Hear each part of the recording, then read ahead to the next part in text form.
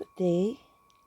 We will discuss stock valuation, and this is from Investopedia. And what are the valuation method? Um, Actually, you have two models, and you have the first one will be your absolute.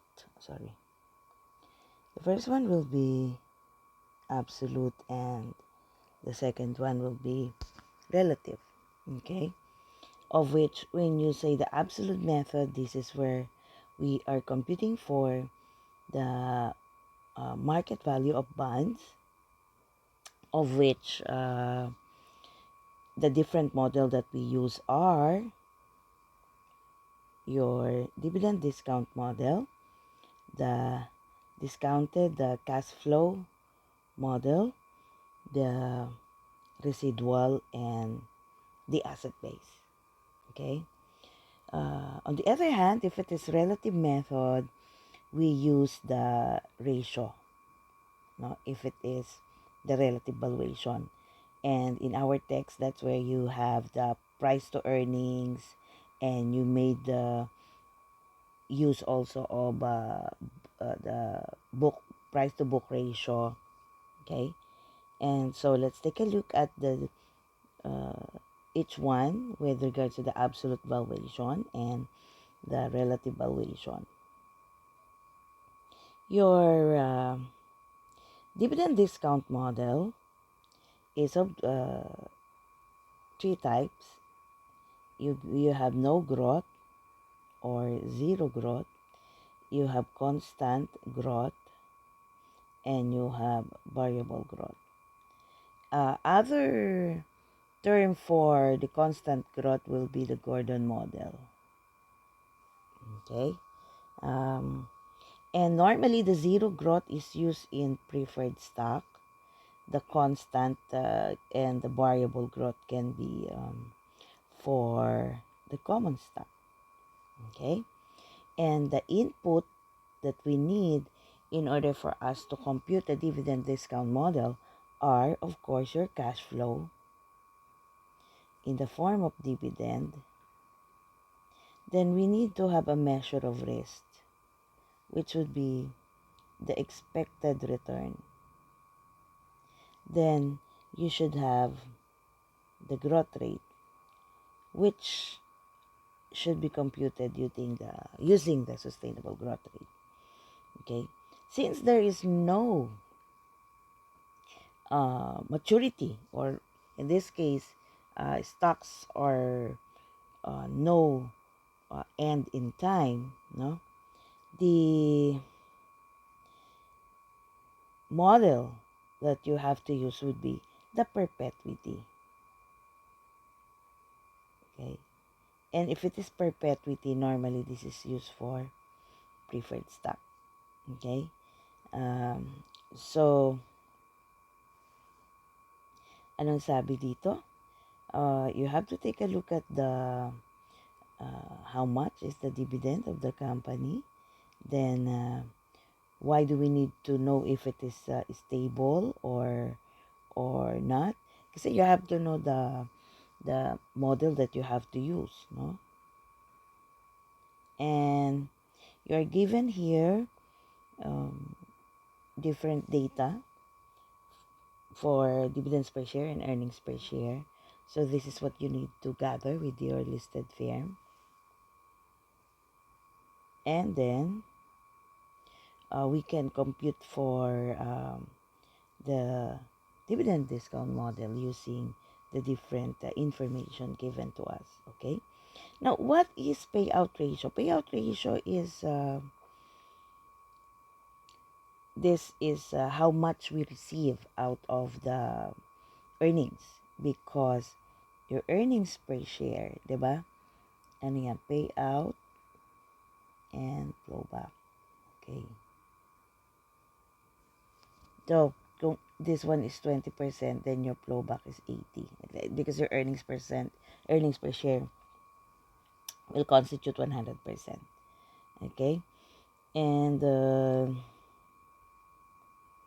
so it mentioned that if we check the payout ratio and it is consistent, then yon, pwede daw natin gamitin yung dividend discount model. Okay? And how can we use the discounted cash flow if we know already that we can use the dividend discount model? Of course, ano lang yan. In order for you to compute for the market value of bond, then anong kailangan natin? You have the dividend divided by your expected return. This is D1, not D0. Pwede rin naman D0 kapag ka perpetuity model. Okay? This one is for preferred stock. Of course, if you have already the common stock, it's with growth rate already. Okay? And also, before we go to the discounted cash flow, if you do remember, when you talk about bond, we compute for the yield, diba, of which it is capital gains yield plus current yield. It's almost the same with stock, of which we can compute for the capital gains yield, and normally this one can be the basis of your expected return, no? So that would be the price of the bond in time 1 divided by the difference, diba, of the price of the bond in time 0. This you will need to use in order for us to compute the capital gains yield, no? Of which your denominator would be the price of the bond or price of the stock, no? So parehas lang naman yung formula niyan. Magkano mo siya nabenta, magkano mo siya dati nabili, o yun yung capital gain mo.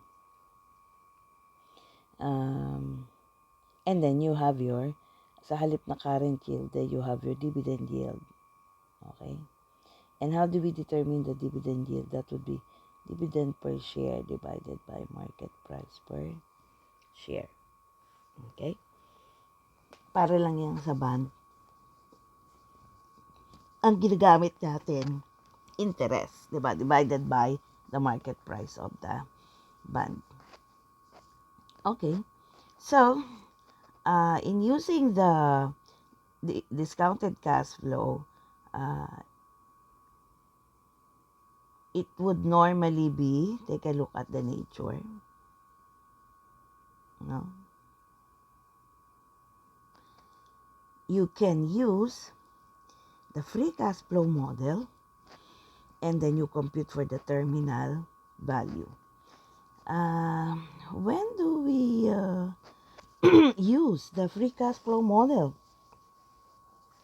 You normally use this if you have a predictable, positive, yun ang sabi dito, positive, predictable, free cash flow, of which we need to normally, anong nature ng firm? Ayan, sinasabi na sa atin, high growth, non-mature firms. Okay? So, you really need to know your type of organization to know which is the best model. Because these are all estimation. Okay? And then, kita nyo, importante na marunong tayo mag-compute ng operating cash flow, which was facilitated in chapter 4. And then we will need to determine also the free cash flow. Okay? Then, how about the comparable? The comparable model would be because of the law of one price. That's why we are using this, because we have the efficient market hypothesis, of which we assume that it's highly competitive and all informations are readily available. You made the decision, of which everyone is well informed in the market. Okay? So, how can we use this? Sabi nga natin, pag ginamit itong price multiple, malalaman kung undervalued or overvalued ang stocks. Okay? So, tingnan natin. Yan. We have here the price to book, the price to sale, and the price to cash flow aside from price to earning. Diba? Pero what is commonly used, of course, would be the price earnings ratio. Ano ba ang gusto natin? Anong nature? Positive earnings. Kasi mahirap namang the quality of the earning is very low. Ano yun? You don't have the capacity to perform. Yan. And so, we will have sample for this later. Ano natutunan natin? That there are two types, absolute, relative. There are different models. We are given 4 models here.